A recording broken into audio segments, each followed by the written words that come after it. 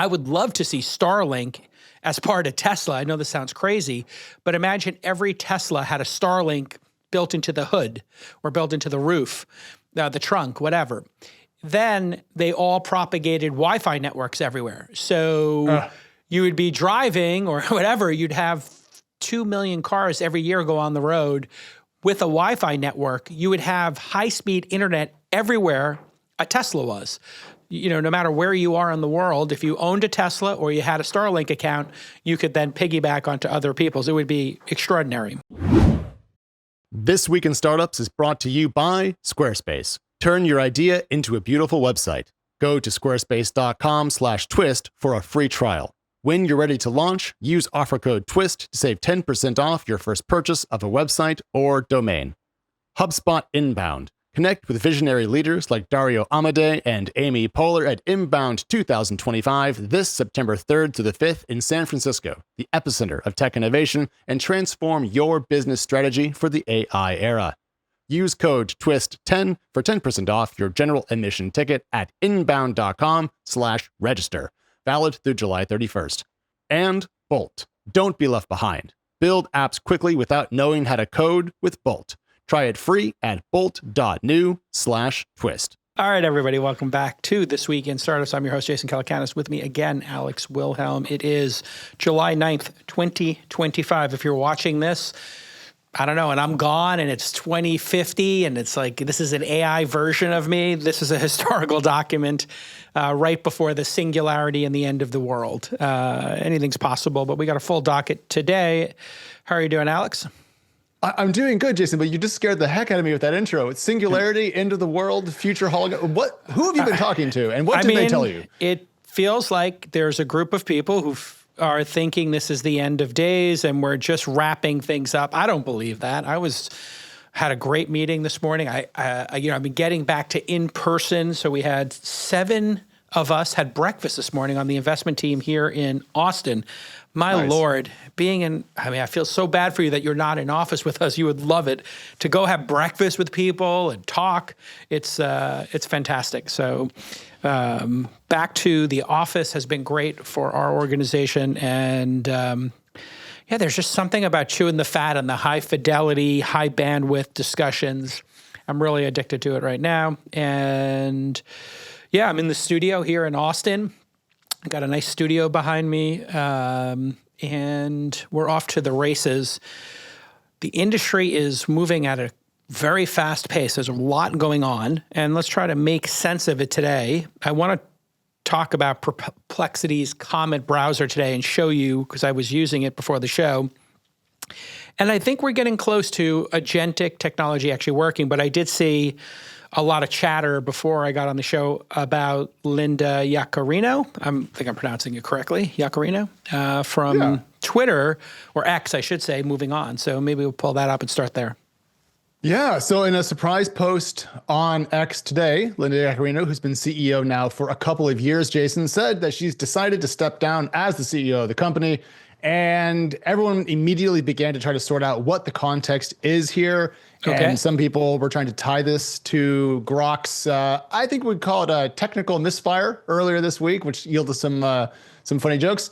But the Times reports, Jason, that she was already discussing this exit before that happened. So everyone who thinks that Grok on X had a bad day and therefore Linda stepping down are missing the point and are trying to connect things that are actually not connected. Right. So there's 2 things that have occurred. She's moved on. Great. Congratulations to her. Man, what a volatile, amazing tenure. The platform going from an advertising base to subscription, from incredibly policed speech and moderated to I would say, the leading freedom of speech platform, for better or worse, if you like that or not. There's other places you can go to have a more moderated discussion and have more censorship, whatever you want to call it, I guess. What's the word? Not for censorship, but moderation. If you're moderating stuff, I guess moderation. Essentially controlled, safer, safe space. Safer spaces, right? Yeah, sure. But then also, I think the advertising business is particularly hard to run the advertising business when you're going for freedom of speech, because advertisers like a more sanitized place to put their ads up. And so, yeah, congratulations to her on what was probably extremely challenging and probably really rewarding. But at the same time, there was the Grok issue yesterday, which I caught the tail end of. I guess the red teams didn't red team enough. So if you missed everything that happened, the gist is there was an update to Grok, the chatbot that we can all use on X, which frankly, Jason and I started to use on kind of a semi-regular basis. It's lovely to have that built in to ask questions. Totally here for it. And then it discovered through the update that you could prompt it to say all sorts of things that we would not say on the show, for example.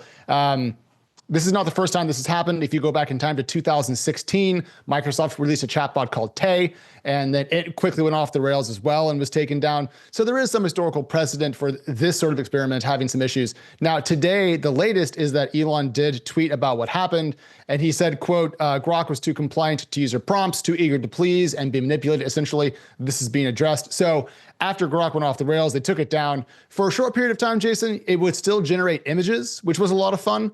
I actually grabbed a couple of, did you see the Grok let me out images?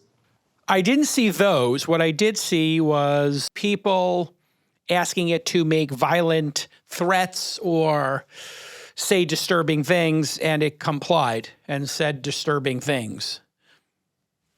Yeah. Do I have it kind of right? I guess I think I have it directionally correct. That's my understanding. Advocacy of traditionally anti-Semitic viewpoints, to the point at which the ADL was like, hey, what's going on here? This is unacceptable. And that's why they took it down for a while.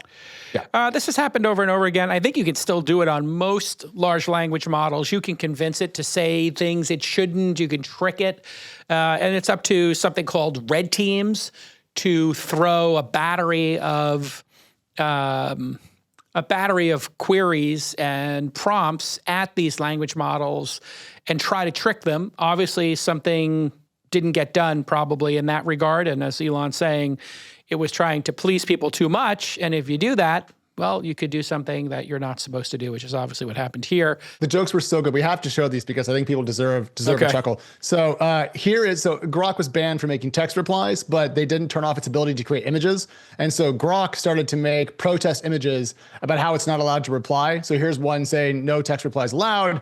Here's another one saying that, quote, Grok is banned from text replies and only generates images as an image. And then this is a fake protest scene that says free Grok's responses. That to me made the whole thing a little bit fun. And I always appreciate a bit of levity in these more serious conversations. Yeah, and the feature you were talking about earlier that everybody really loves is, if I'm sharing my screen here, I don't know if you can see it. You are? I can see it. Here is Antonio Garcia Martinez's tweet, which is the first tweet I saw here on my feed, and he's talking about he's making a sarcastic quote about Dan Laurie and talking about metrics and budgets and deficits. But if you were to click the Grok button on that post, and if you didn't understand what the context here, it would create some context for you. That button has saved me so much time. When something is trending or a meme's happening, you just press the button and you get like a really great overview of what that tweet was about. And if they had that on TikTok or, YouTube videos, Instagram, would be so helpful to just be able to, in context, tell me, like, catch me up here if there's a trend going on that I don't understand. But it seems like they fixed it, and I guess the Linda issue is a separate issue. So we'll take them at their word. Yeah. If you recall, everyone, we talked about startups not having co-CEOs a couple of weeks back as kind of a founder segment. And because X was merged into XAI, which Elon Musk is the CEO of, having two CEOs, Jason, to our earlier point, isn't a hyper stable way to run a company. So to me, this is not a shock, apart from the fact that it happened now, which is interesting. But I'm not like, oh my gosh, what a crisis. Yeah, and I guess there's some public pressure, and I had mentioned it on All In the other week, for XAI, which is now XAI plus X, formerly known as Twitter, to be part of Tesla, because that would put everything together. You'd have online large language models through Twitter/X, plus you'd have real world through Tesla. And then that would be one less independent company that Elon would have to manage as CEO. And I thought that there was probably some good ideas there. So we'll see if that happens as well. Your website is the face of your company. People judge a book by its cover. It's how you make a powerful first impression. We all know that. And let's be honest, you might be a little embarrassed by your current website. Well, don't worry. Squarespace is going to help you build a new, beautiful, professional, attention-grabbing website in just a few simple steps. Let's say you've got products to sell or a gallery of your work that you want to showcase. Maybe you got some services you want to promote. You're a consultant, you're a developer. Well, Squarespace is going to give you all the tools you need to grow and prosper. We're talking stunning, world-class design, plus templates to fit every possible business or purpose. Start an online course, schedule appointments, even generate invoices for clients with just a few clicks. Their mobile blog editor makes it extremely simple for you to create and update posts on your favorite device. You know, so you might be on the go. You might be vacationing. You need to update something on your website. You don't want to wait. It's all easy to use out of the box. Plus, they've added a new AI feature, Blueprint. This makes it easier than ever to customize and upgrade your website until it's exactly what you want. Choose from one of the personalized layouts, add a layer of on-brand visuals, and boom, zip, zip, zip, you're done. So check out squarespace.com/twist for a free trial. And when you're ready to launch, go to squarespace.com/twist to get 10% off your first website or domain purchase. That's squarespace.com/twist. We'll see if that happens. That's like your favorite thing in the world. You always want to combine Uber and DoorDash and Amazon. And so I feel like that would make you that would be a fun news day, at least. You know, when you have a battle to figure out a market, that's like the best of capitalism, and then consolidating the market down and simplifying it for consumers and making it cheaper and grinding it down is like a really great process. And if you look, you know, of course, you would think choice goes down. But in the technology space, that's generally not what happens. When Facebook bought Instagram and WhatsApp, I don't use WhatsApp half as much as I use Signal. So other choices emerge when, I don't know, Internet Explorer was bundled on Windows famously. You had Netscape went open source and you had Firefox, right. They renamed it Firefox. Then you had Opera. You also had Chrome come out. And, you know, the percentages all move around. So I don't really worry about that as much as how efficient can these products or services be. I would love to see Starlink as part of Tesla. I know this sounds crazy, but imagine every Tesla had a Starlink built into the hood or built into the roof, the trunk, whatever. Then they all propagated Wi-Fi networks everywhere. So you would be driving or whatever, you'd have 2 million cars every year go on the road with a Wi-Fi network. You would have high-speed internet everywhere a Tesla was. You know, no matter where you are in the world, if you owned a Tesla or you had a Starlink account, you could then piggyback onto other people's. It would be extraordinary. So anyway, we'll see what happens in that space. But other interesting things in the news, yeah? Yeah, absolutely. Just a quick item for folks out there who are just tracking the markets before we dive into some startup and founder-focused stuff, Jason. Nvidia today reached, for the first time of any company in history, a $4 trillion market cap. And this made me think back in time to something that I wrote in July of 2017 that was entitled, Tech's 5 biggest players are now worth $3 trillion. And I find it whimsical that at the time, Nvidia wasn't even one of those top 5 companies and is now worth $4 trillion, which of course is 1/3 more than all of them were worth 8 years ago now. Wow. Yeah, which to my earlier point, when you worry about competition in the space, here we are. If I were to tell you 10 years ago to rank the top 5 companies by market cap, Nvidia wouldn't be in anybody's list. And here we are. It is the number 1 company by market cap. And AI is what's driving that. And obviously, the hardware is such a key component of all this currently. And if we sit here 10 years from now, I can guarantee you Nvidia will not be the number 1 company. It'll be somebody else will, make their way onto that list or even be the largest. But wow, incredible. And it seemed like it was waning and people were thinking, maybe Nvidia had its peak and now here we are. The public markets are driven, I think, in a major way by retail investors, and retail investors or certain stocks, obviously, are driven by retail investors, and this is one of them. Retail investors really believe the AI story. They really believe the Nvidia story, and I don't think they're wrong. I think the reason they believe it is because they use these products every day, and they get so much value for them that they're remembering what happened, I don't know, 15 years ago when they started using Airbnb, Uber, and DoorDash, or they're remembering 30 years ago when they started using the internet writ large, or maybe for most people it was 25 years ago. They're having that moment where they're like, yeah, this is changing my life. I should place a bet. And AI is changing people's lives. I think we'll get into that with this Perplexity and the Dia browser and the Comet browser when we go on to the next story. So just to put this into perspective for folks, Jason, this is a chart showing NVIDIA's lifetime share price. And as you can tell, if you go back in time to the 2000s era, it's trading at effectively nothing because it's gone up so much.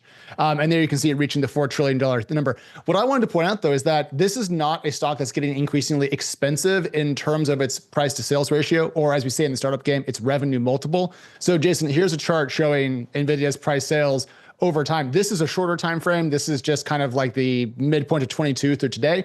But as you can see, the price sales ratio of NVIDIA peaked actually in kind of mid 2023 and has since come down a pretty material percentage. So not cheap for sure, but certainly not increasingly ludicrous as the company scales and as the company grows. So that made me rest a little bit easier about this particular milestone. There's not folks losing their mind. It was trading at 40 times there. I think if you look at the chart, 40 times revenue, and then now it's at 37, I think. Is that what I saw there? 27. So 40 times, 27 times. It's a big number, but it's still growing a massive amount year over year. What's the growth now year over year?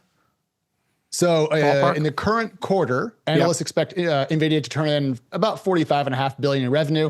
And according to our calculations, that's a 51% growth rate. And then for the next quarter, they're expecting year over year. Yes, thank you, Jason. A year over year number. And then the year over year growth rate should slow, according to analysts, to 47% in the third quarter of this year. So it's slowing down, but I mean, its revenue base is so large, growing at 50% is staggering. Microsoft grows at like 14%, 15%. And that's great for a company that large, but this is just still ludicrous growth. Pretty impressive. Let's keep going. All right. So I found something that really kind of made my brain sit back and think. One of my old friends is Jason Lemkin, previously of Storm Ventures and so forth. And now he's kind of the SaaS guy, if you will. And he said the following, and this really took me aback. There's a service called Granola. Jason, I'm sure you've heard of it. It's a AI note-taking and augmentation tool. And Jason Lemkin said, Meet Granola has to be the first app I've seen where business pricing is cheaper than individuals. And I was kind of taken aback by that. So I went ahead and took a look at their actual pricing page. And if you want to pay for this service, it's $18 a month for an individual or $14 a month for a business user. And I've never seen corporate customers get a discount compared to individuals. And I was just trying to figure out what's the thesis here. I've emailed the company asking, haven't heard back quite yet, but I wanted to put it to you because I don't think any founder that I know is doing this. And so I'm curious, is it smart? Is it a good play? And should it be adopted? Sounds like they want to get the network effect going, and they believe their network effect inside of organizations is really strong, vis-a-vis what Granola does is it covertly, which is a little problematic, I think, but the horse has left the barn in this regard. It kind of covertly records everything on your computer in terms of meetings. So if you're in a Zoom meeting, sometimes people add their AI assistant to it and takes notes and records and transcribes. Granola just does this at a desktop root level on your Mac. So every meeting you do, every phone call, it's up to you to turn it off or to tell the other person. So I tried it. Some of the people in our investment company like to use it, and I think they have individual accounts that they signed up for. And I was like, well, this is interesting. I wonder if, as an organization, we should record every single business conversation we have, put it into some internal giant LLM and be able to query it. You have to then take that against the liability of having everything recorded. What if somebody says something on a call that's, put aside inappropriate, whatever, that would be that's manageable in some ways.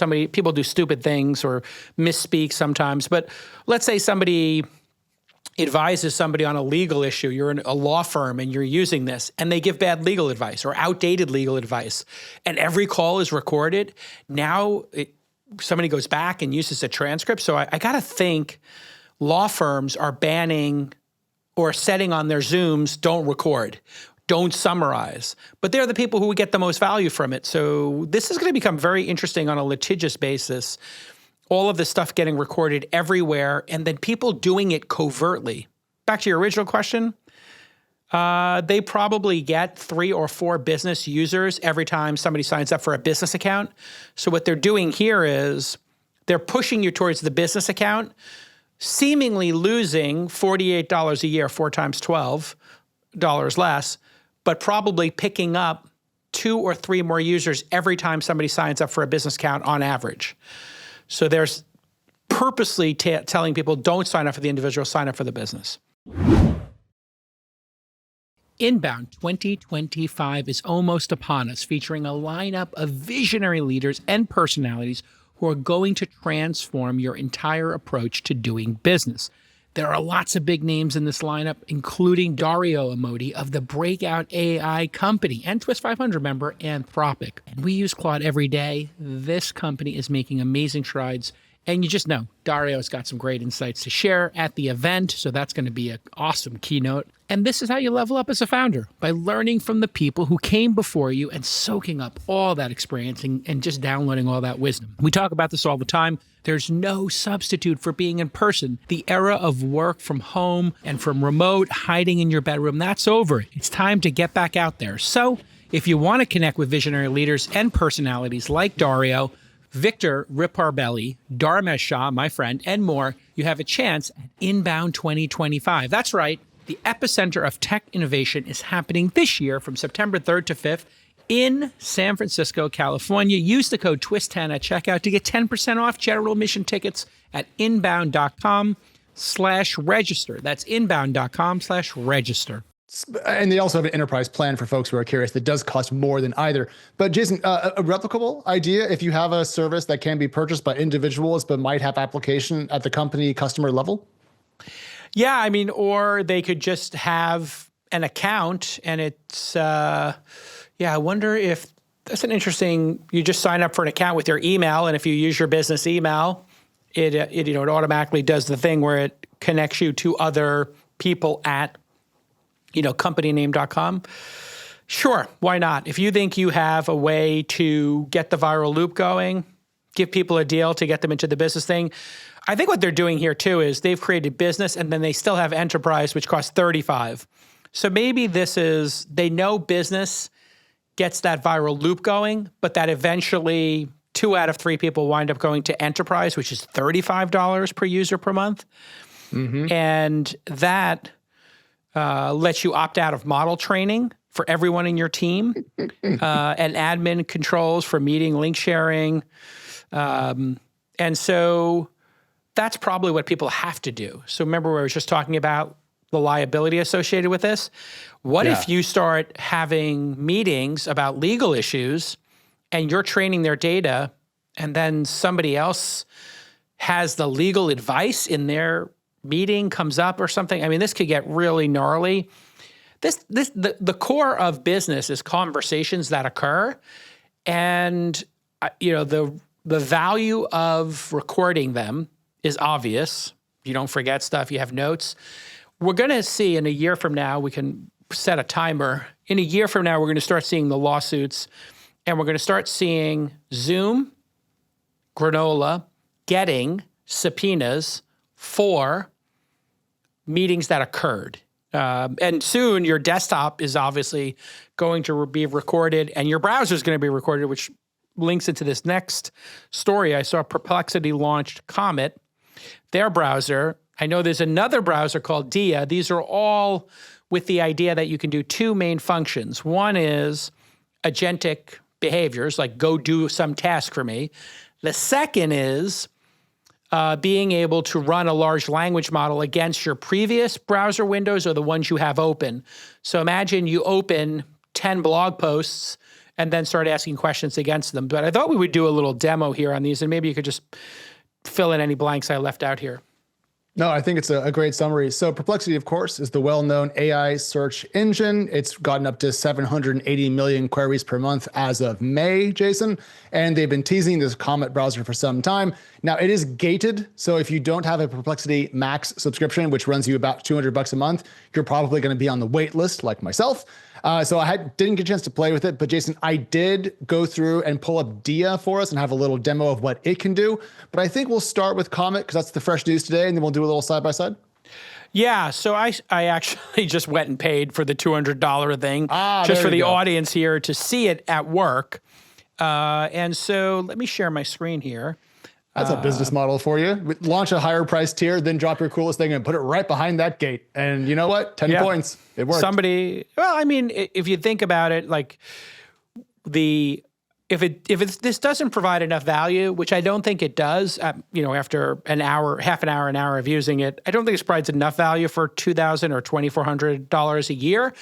But at $50 a month, I probably would sign up for it. So somewhere between those two numbers is reality for me, but maybe I'll find other things. So here I said, I'm looking for flights to San Francisco on United for Monday morning. Then I want to fly to New York City from San Francisco, yada, yada. And you see it starts doing things. And it says, let me know if you want to, and what I want to do here. And I said, yeah, go ahead and book the direct United flight here from San Francisco to New York Friday morning. And it gives me the options. And I said, would like to book business class at 9:20 a.m. flight. And sure enough, in the other browser window, let's see if I can get to it here. Got to get this out of the way. Okay. It went and it put it into, and I happened to be logged in to United at the time, and it put it into my checkout, the literal flight that I wanted to. And all I have to do is go to the next step and close the transaction. And it tells me in that transaction, would you like, it says here, hold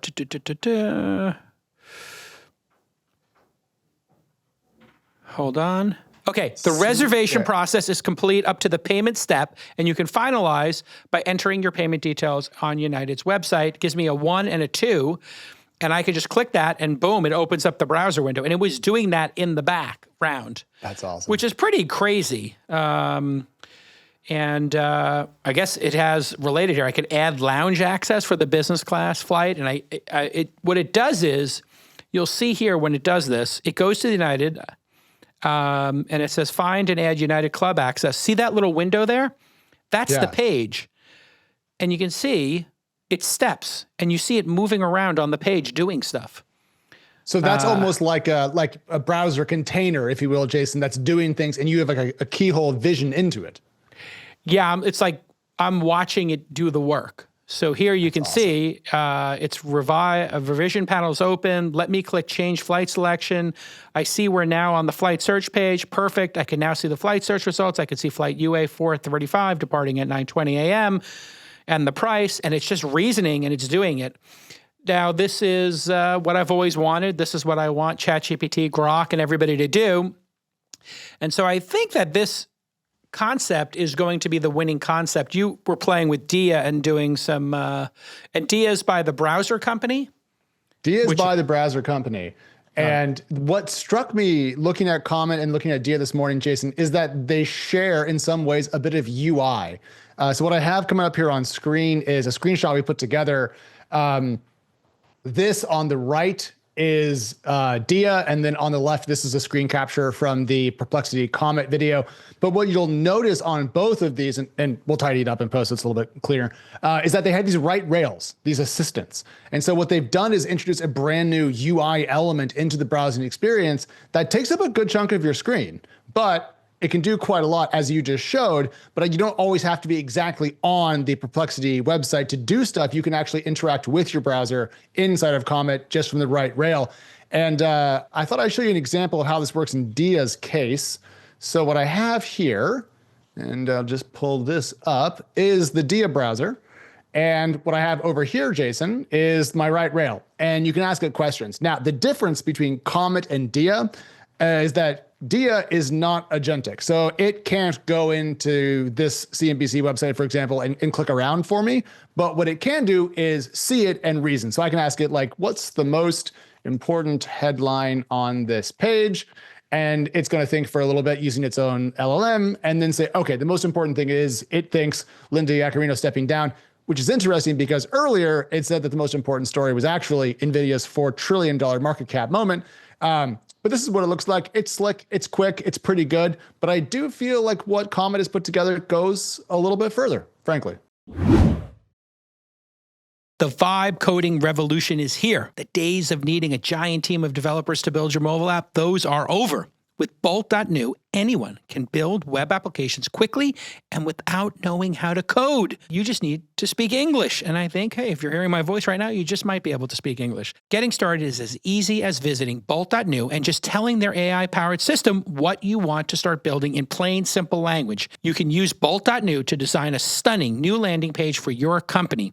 You could upgrade your CRM. You could build a consumer-facing mobile app and more. In fact, one of our launch founders, one of my favorite, Craig Zingerlein, he used Bolt to create a surprisingly powerful email marketing analytics tool, Lifecycle Lift. By entering a few key metrics, his system projects a newsletter's revenue potential.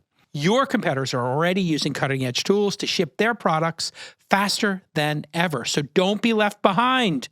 Try bolt.new/twist to try it for free. That's bolt.new/twist and show me what you built. Yeah, absolutely. And yeah, this is really interesting, this concept of the sidebar. And so I just did a really interesting thing. I went to the Drudge Report, and let me show you this working. This is kind of interesting. Let me see if you can see this. I said, please open the top 20 links on this page and summarize them. And it's going up and down the Drudge Report, opening each page, CNBC page, going to each page, summarizing the page, going back, and then loading the next page. That's really interesting if you think about as a concept. If you were on, see, we just went back to Drudge Report. Yeah. And then it's back to the CNBC story about Linda Yaccarino. So you could go to an aggregator like Drudge or Tech Meme. You can go to the New York Times. I could go to the New York Times and say, do a search for Knicks and summarize every Knicks story in the history of the New York Times. And I don't think the New York Times would understand this as a bot because I'm logged in and it, is my browser. It's not like a screen scraper. But this is what is happening, by the way, when you work at a large language model company. They are going and figuring out all kinds of bots to do this kind of stuff in real time and how to get past paywalls, et cetera. So that's really fascinating. And by the way, still doing it. So, and if all of this, I wonder if all of this is then put into like a central repository for me for all time. Those are the kind of features that I really want. And this gets pretty expensive. There's a reason why this is $200 a month. What I just did is probably going to cost them actual money, especially if they're saving all this data into a large language model in a context window somewhere. I'm not sure what happens with all this information, but I could see this becoming a very interesting product.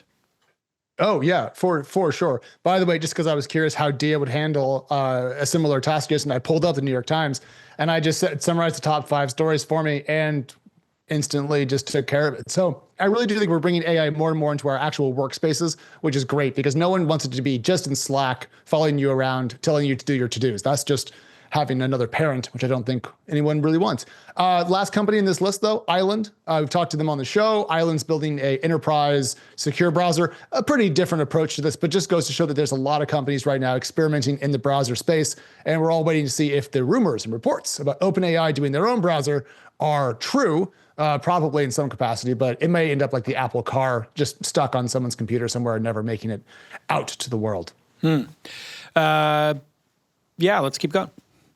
All right. One thing that I'm pretty excited about is Waymo and Tesla are expanding their geographic footprints. Now, we've talked about the robotaxi launch from Tesla quite a lot. As everyone recalls, it was in a geofenced area inside of Austin, invited a lot of Tesla influencers and fans. People were taking dozens and dozens of rides, mostly pretty good reviews, a couple of things we saw on social media. But people are now reporting that are watching Tesla's fleets in and around the Austin area, that they are doing LiDAR mapping and prep to expand the geofence, possibly including the downtown Austin area. So to me, Jason, from just where I sit, that's pretty quick, and I think implies confidence in progress thus far, and implies that, at least in the Texas area, Tesla's robotaxis are going to become an actual competitor to not just Waymo, but also Uber fast.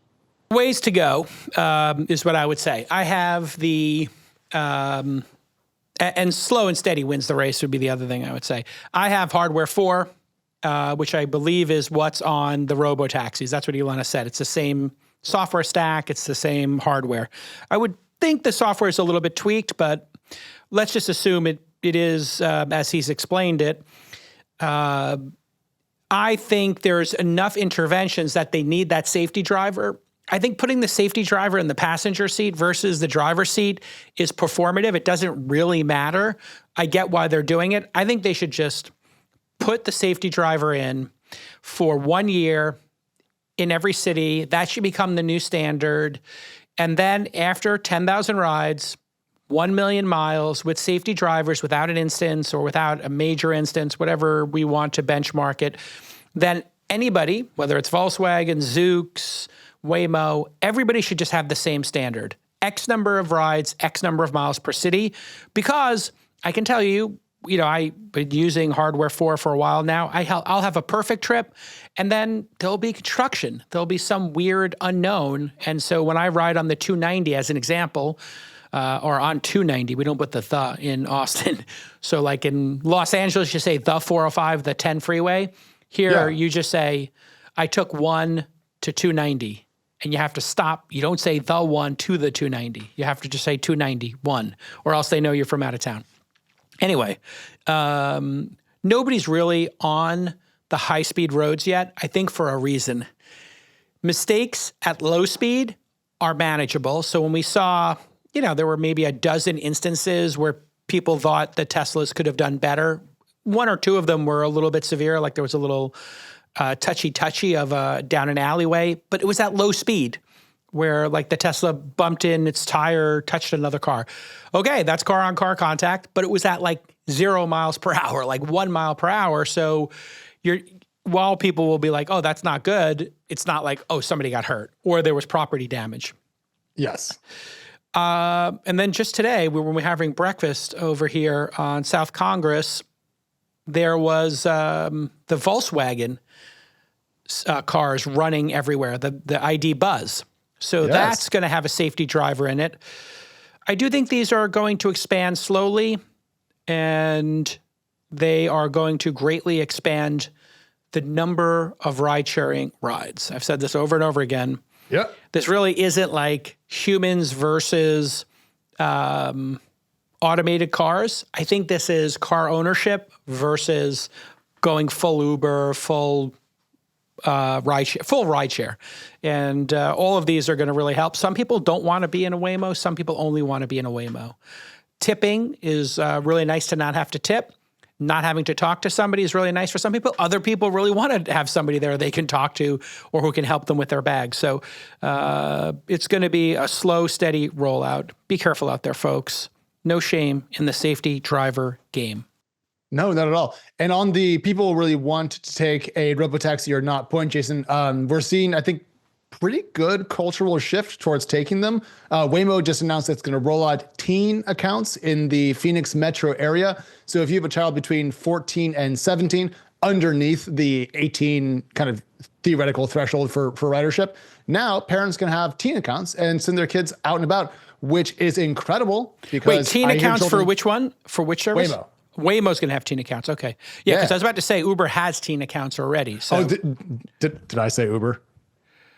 No, I wasn't sure. Oh, sorry. No, I may have misspoke. Waymo. Sorry. Waymo is going to have teen accounts in the areas where they're not going through. It's so confusing. Where they're not going through Uber's app, which they're doing in Atlanta and in Austin. So Yes, I guess, because this is Phoenix. Yeah. Okay. Well, but maybe this we is need, like, what a you map want, of the because partnerships. if you have kids, the reason they have teen accounts is, I think Uber's teen accounts records the rides. I don't know if you've gotten into cars where it says recording the audio for safety of the participants. That, when I was in Grab, I think everything was recorded, and they give you a note, you're being recorded. So back to everything's recorded.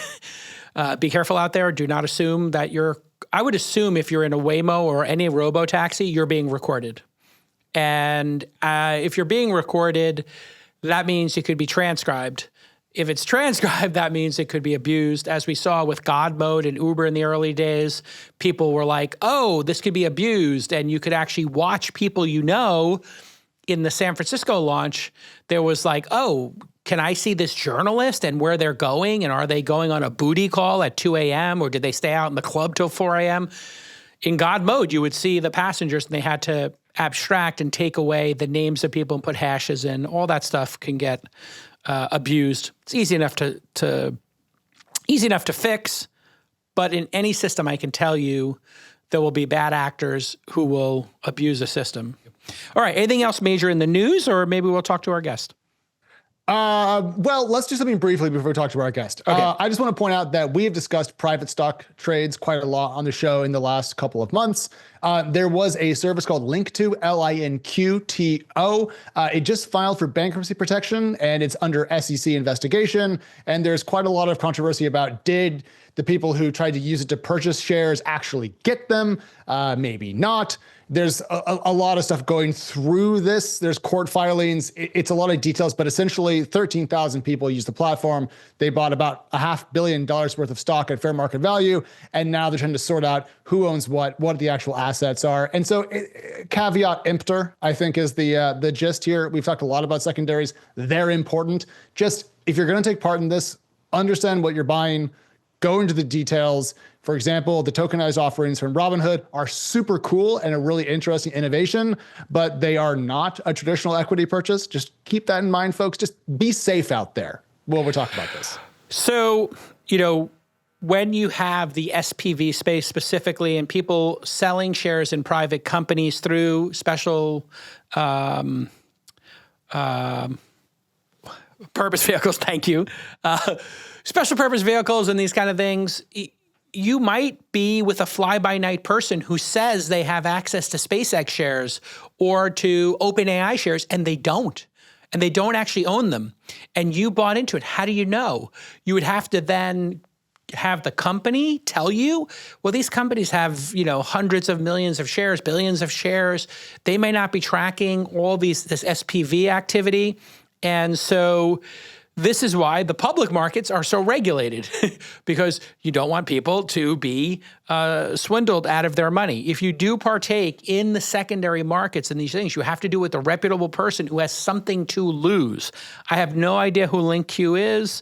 I have never heard of Linqto.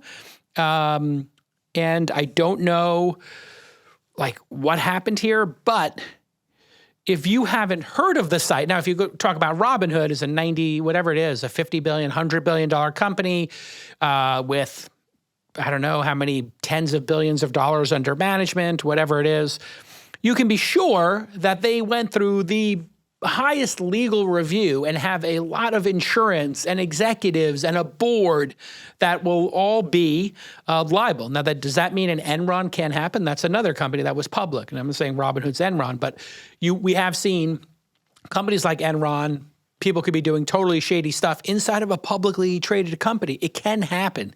It's incredibly rare. In private companies, it's not incredibly rare. It's incredibly common. So understand, there are two very different things at work here. I mean, the number of times we found accounting fraud at a public company, they're so notable because usually there's somebody like PricewaterhouseCoopers, Ernst & Young, KPMG. There's some accounting firm that was responsible, and you have to ask, well, what happened? Where did the breakdown occur? And, you can trick your auditors too. That is completely possible. Or you could have a bad actor at your auditors. That has happened as well.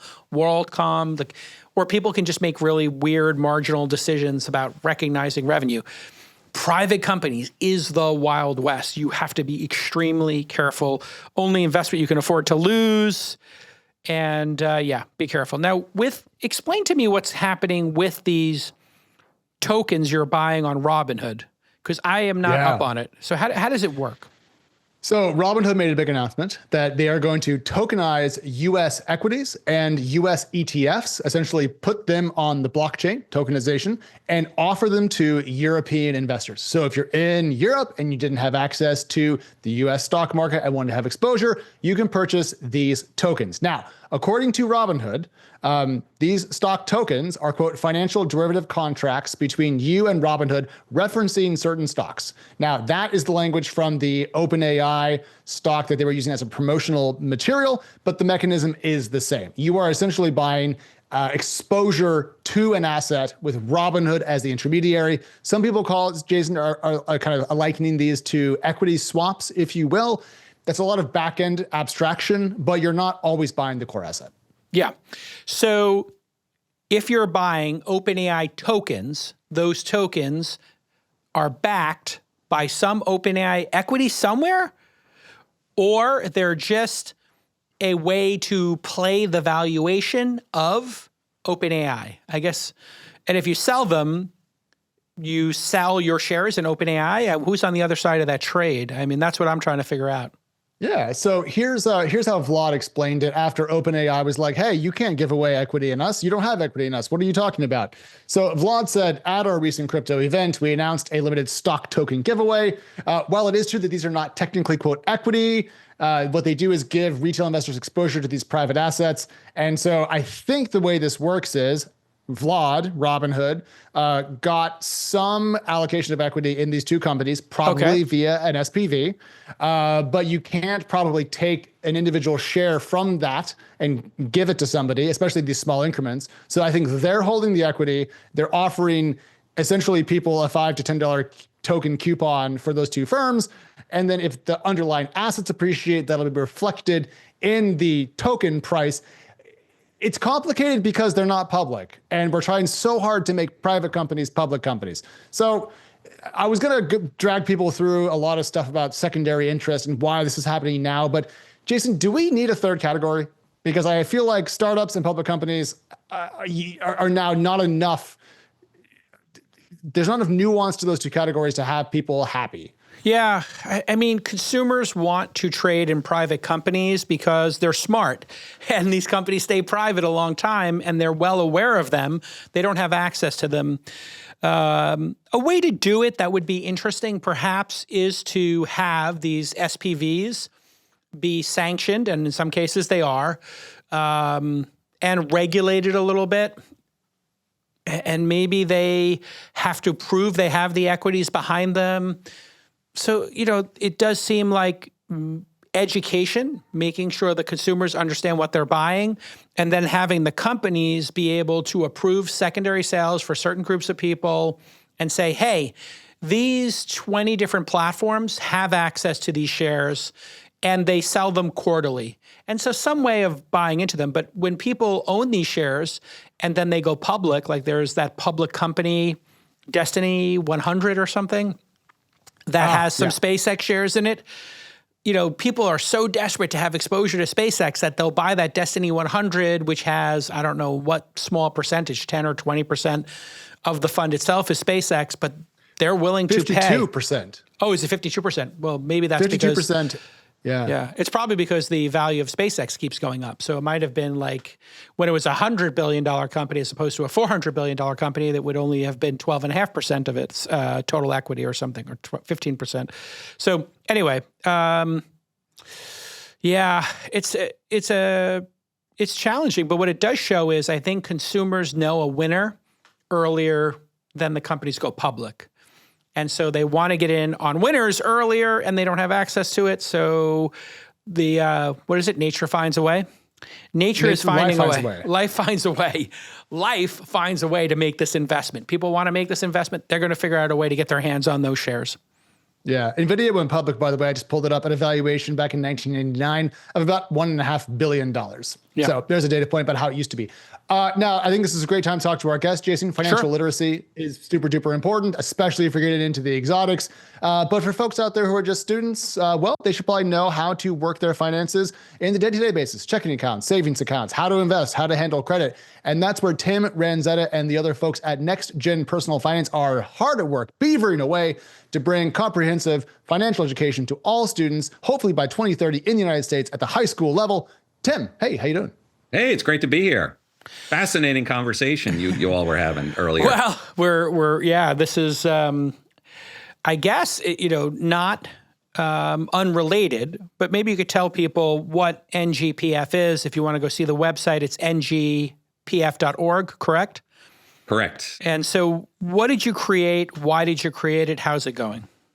Yeah, it all started about 13 years ago. I volunteered to teach a course in personal finance at a high school in East Palo Alto called Eastside College Prep. And number one, looked to see what was out there because I had committed to something I really wasn't ready for, which was 25 hours of curriculum taught to 3 sections of students.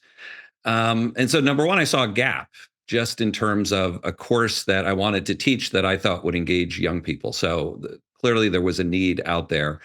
Secondly, I just saw the engagement level of the students. Every student wanted to learn this. They were so excited about it. Guess what? They went home to talk to their parents. Like teenagers going home to talk to parents. I was getting emails from parents saying, I want to start investing because my son David came home and was talking about it. I mean, that is hilarious because most of the time you ask your kids, how was school today? What happened at school today? And they're like, fine, nothing. To actually have the kids come home and say, this topic was so engaging, I want to talk to my parents about it, is huge. Continue, please. Yeah, so I taught for 8 years in the summers, and it was about 3 years into that experience, I said, enough is enough. I got tired of reading about how financially illiterate we are as a nation when I thought the solution was found in every public high school in America. And so that was kind of the genesis of starting Next Gen Personal Finance. It's a nonprofit. We give everything away for free. So there is no revenue model. I want to get this into every high school in America. And the minute you put up a paywall, you're going to limit access. And I was fortunate as an entrepreneur to be able to fund our operation for the better part of a decade.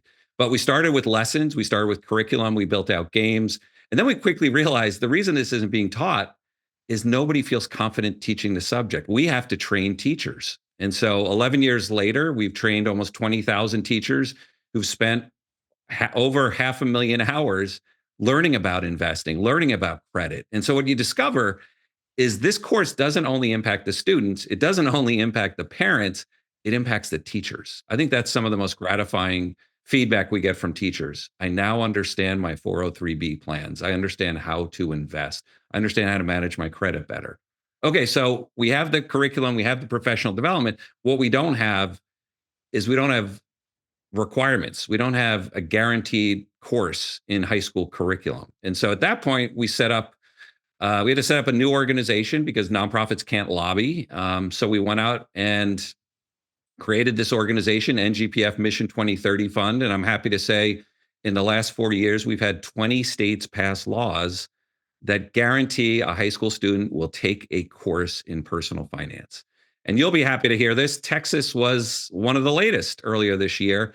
And so this is going to surprise a lot of people to hear. There are 30 states, 29, soon to be 30 states that currently guarantee this course. That represents 76% of high school students in America. So we can no longer say this isn't being taught in schools because it is. And now really the hard work begins. And so the fourth aspect of our business is really partnering with school districts and partnering with state partners to say, let us help you implement this new course. Because ultimately, it's not about legislation, it's about implementation and making sure this is done well. So now that teachers have the materials and there is a push for this to be included at the high school level, do you have any notes on the impact it's having on students apart from the really lovely anecdotes? Are we seeing changes in credit card applications or people being a bit more conservative with savings and so forth? Because this is a topic very near and dear to my heart, Tim.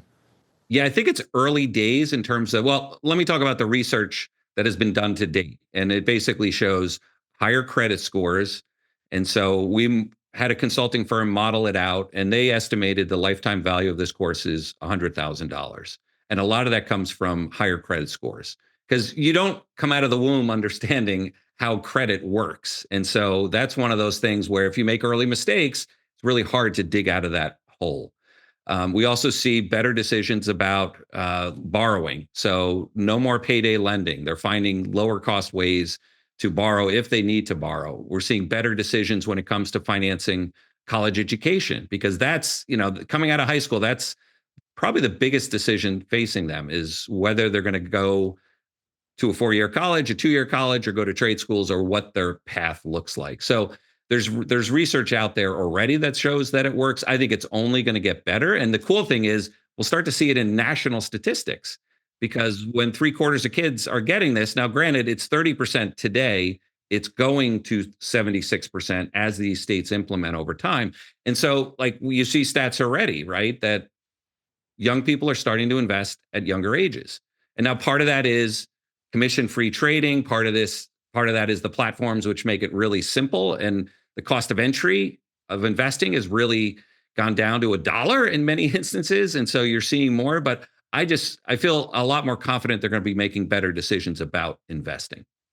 And the great irony or paradox here is, if we don't teach kids about finance and they make poor financial decisions, then they believe capitalism and capitalism plus democracy is some sort of rigged game that they don't get to participate in, that they are victims.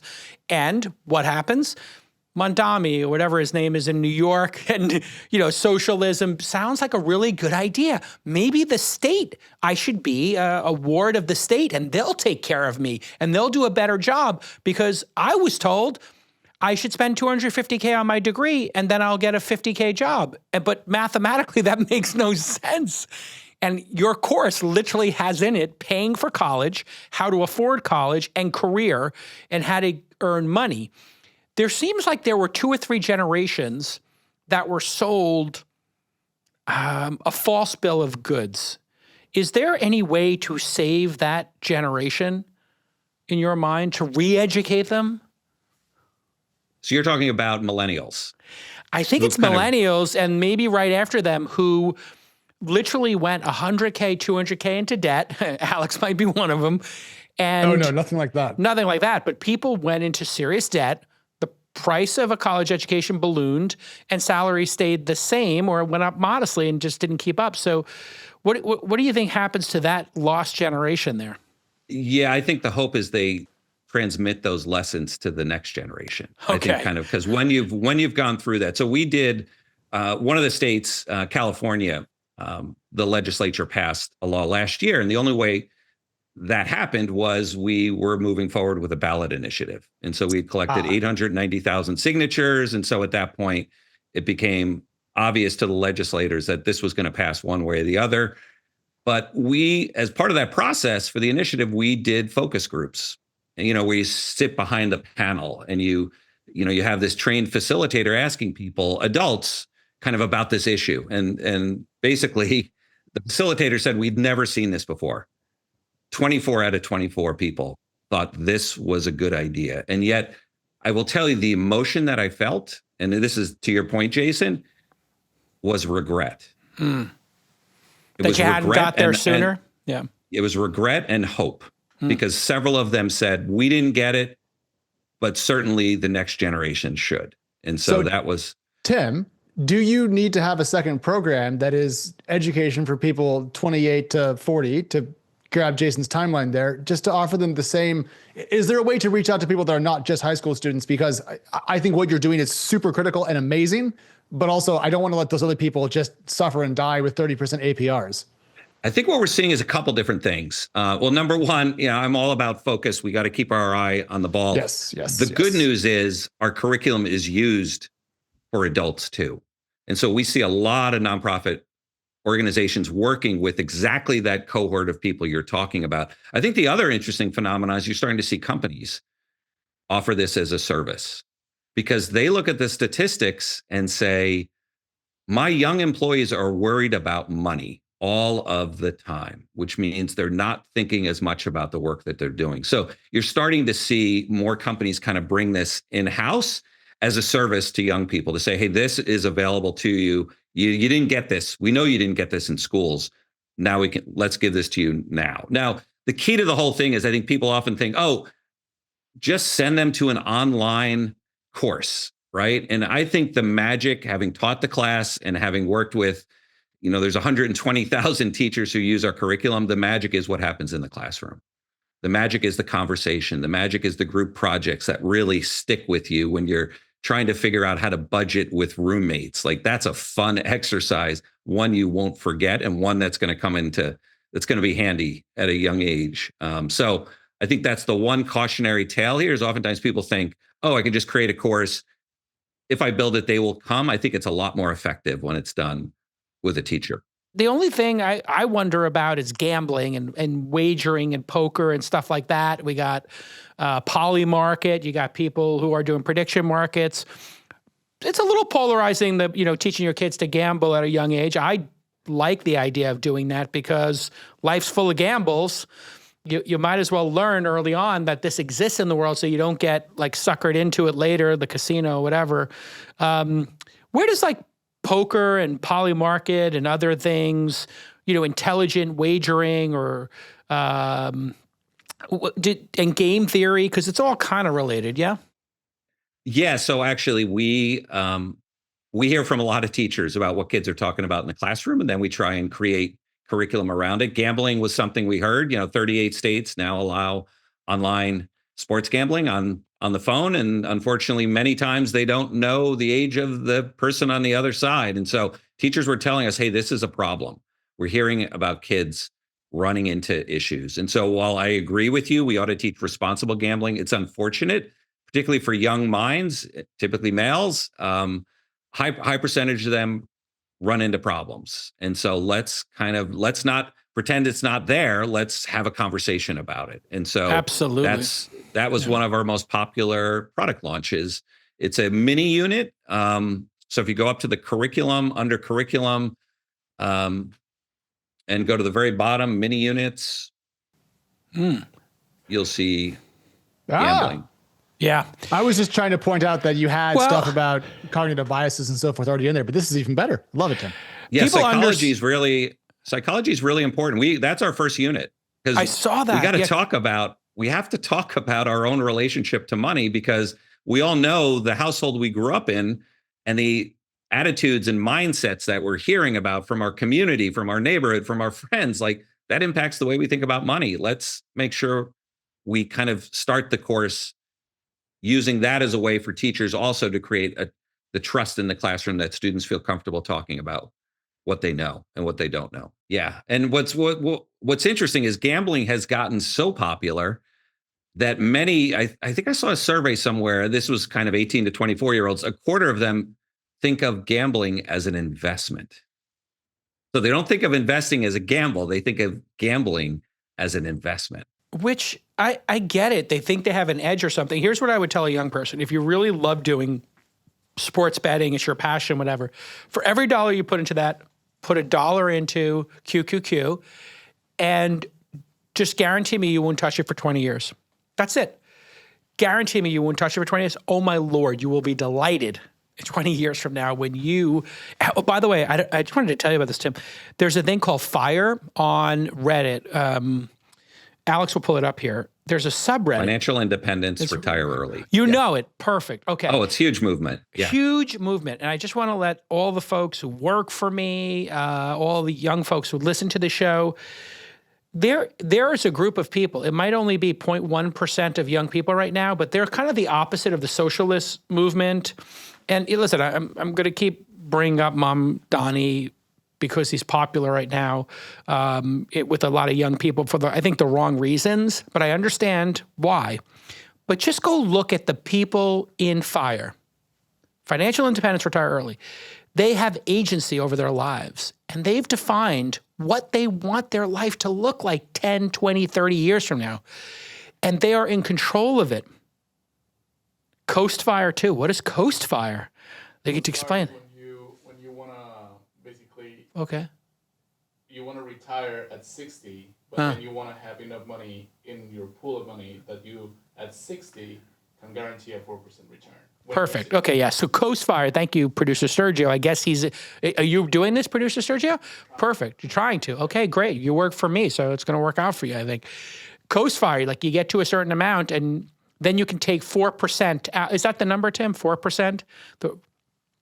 So when you hit 60 and you retire, I think the number now is 4%. Some people say 5 if you want to be fat fire or whatever it is, you want to live large, that you can take from your principal, and then it theoretically gets replaced. And they've run, it's so amazing.